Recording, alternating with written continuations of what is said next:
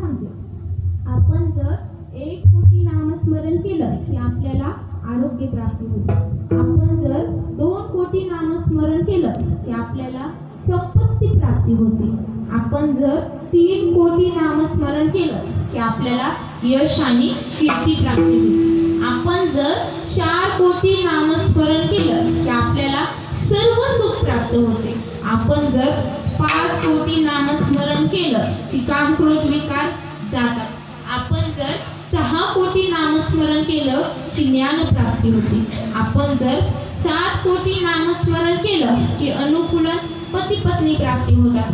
आपण जर 8 कोटी नामस्मरण केलं की अपमृत्यू टाळतो. आपण जर 9 कोटी नामस्मरण केलं की प्रारब्ध कर्मनाश होतो.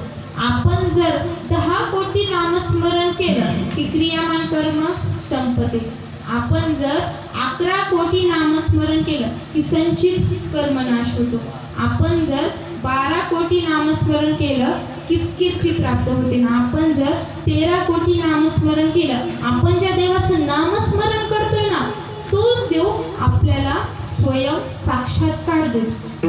रामदास स्वामींना 13 वर्ष 13 कोटी नामस्मरण केले म्हणून त्यांना प्रभू रामचंद्रांनी स्वयं येऊन भेट दिली.